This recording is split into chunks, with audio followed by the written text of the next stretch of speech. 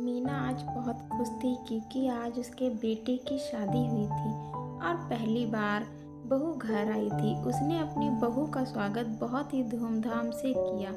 दिनचर्या बराबर इसी तरीके से चल रही थी। कुछ दिनों के बाद मीना अपनी बहू को कई काम नहीं करने के लिए कहती थी। वह सोचती थी पूरी जिंदगी है काम करने के लिए। वह सास होने के बाद भी घर के सारे काम उसी तरह से करती थी जैसे वह अपने बहू आने से पहले करती थी। सुबह उठना, झाड़ू पोछा करना, नहाना, नाश्ता बना देना, अपने पति और बच्चे का टिफिन पैक कर देना। दिन बहू एक झगड़ा होने लगा। इसको देखकर मीना बहुत परेशान हुई। मीना कहने लगी, बहू क्या बात है, क्यों रोज रोज लड़ाई करती हो? बहू ने कहा, मम्मी जी आप रोज इनको खाना बनाकर देती हैं, काम करती हैं, इसलिए यह मुझसे झगड़ा करते हैं। आप काम मत करा करिए, आप जानबूझकर काम करती हैं, हमारे बीच लड़ाई हो, इस लड़ाई के कारण आप हैं। मीना कहने लगी, नहीं बहू ऐसी बात नहीं है, तुम उठने में थोड़ा लेट हो जाती हो। मैं सोचती हूँ मेरी आदत है सुबह जल्दी उठने की।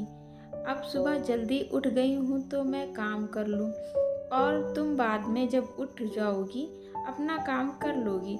बहू कहती है, हाँ सासू माँ आप यही तो चाहती हैं, मैं देर तक उठती हूँ और मैं काम कोई नहीं करती हूँ, आप यही साबित करना चाहती हैं। मीना बोलती है, नहीं बहू ऐसी बात नहीं है।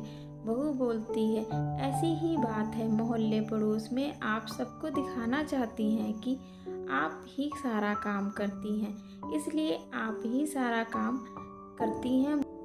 मुझे एक में नहीं रहना, मुझे अब अलग रहना है। मीना के बहुत ज़्यादा समझाने पर भी बहू नहीं समझी। मीना ने अपनी बहू को अलग कर दिया। अलग होने के 3 महीने बाद ही सीमा की बहू प्रेग्नेंट हो गई। मीना अपनी बहू के बारे में सोचती है, बेचारी पहली बार माँ बन रही है, पता नहीं उसे कुछ पता है या नहीं पता है। मैं उसे जाकर समझाती हूँ। मीना जब जब अपनी बहू के पास जाती, बहू मुंह फेर लेती। धीरे धीरे बहू को 9वां महीना चलने लगा। मीना फिर सोचने लगी, बहू को 9वां महीना चल रहा है, पता नहीं किस समय डिलीवरी हो जाए, इसलिए वह अपनी बहू के पास जाती है और उसे समझाती है, बहू घर चलो, यहाँ तुम्हारी देखभाल नहीं हो पाएगी, घर रहोगी मैं देखभाल कर लूँगी अपने लिए, नहीं तो बच्ची के सोचो। मीना बहू को बहुत समझाती है और बहू को अपने साथ घर ले जाती है। बच्चा हो जाता है। धीरे धीरे बच्चा मीना पालकर 1 साल का कर देती है। जब बच्चा थोड़ा और बड़ा होता है, स्कूल जाने वाला, तब मीना एक दिन फिर बहू बेटे में झगड़ा होता है। मीना फिर अपनी बहू से पूछती है, बहू क्या बात है, क्यों लड़ रहे हो? बहू बोलती है, आप जानबूझकर मुझे यहाँ लेकर आई थी, आप फिर वैसा ही कर रही हैं, सारे काम कर रही हैं, सब कुछ कर रही हैं, फिर यह मुझे बोलेंगे, इसलिए आप मुझे यहाँ लेकर आई थी। बहू मीना बहुत तेज चिल्लाई, तुम अकेली थी इसलिए मैं आई थी, पहला बच्चा था। मीना की बहू कहती है, तो ठीक है, आप मेरा बच्चा बड़ा हो गया है, मैं अपने बच्चे को खुद पाल लूँगी, मुझे आपकी ज़रूरत नहीं है, मैं अलग ही रह लूँगी। बहू बच्चे को लेकर दोबारा फिर से अलग हो जाती है। जब बहू बहुत बीमार होती है, मीना उसका ख्याल रखने के लिए सब्जी रोटी दे आती है बनाकर, उसका काम कर देती है। ऐसे ही बहू एक बार बहुत बीमार हो गई। मीना फिर उसे मनाकर अपने घर ले आई, लेकिन जब बहू फिर ठीक हो गई, वह वापस अलग हो गई। थोड़े दिन बाद बहू दोबारा फिर प्रेग्नेंट हुई। मीना को दया आई, फिर वह उसे ले आई, लेकिन जैसे ही बच्चा बड़ा हुआ वह फिर से अलग हो गई।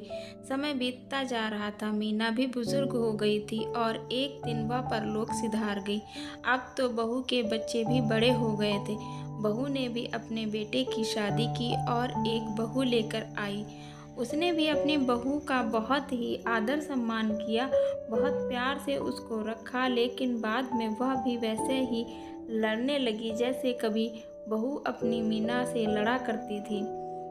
तब बहू की समझ में आया, मैं गलत थी, मेरी सास सही थी। इसलिए कहते हैं सास भी कभी बहू थी, और उसे अपने किए पर बहुत पछतावा हुआ कि मैंने अपनी सास के साथ बहुत गलत किया है, उसका फल तो मुझे मिलना ही। इसलिए दोस्तों, अगर हमारे साथ कोई अच्छा करता है तो हमें उसके साथ अच्छा ही व्यवहार करना चाहिए।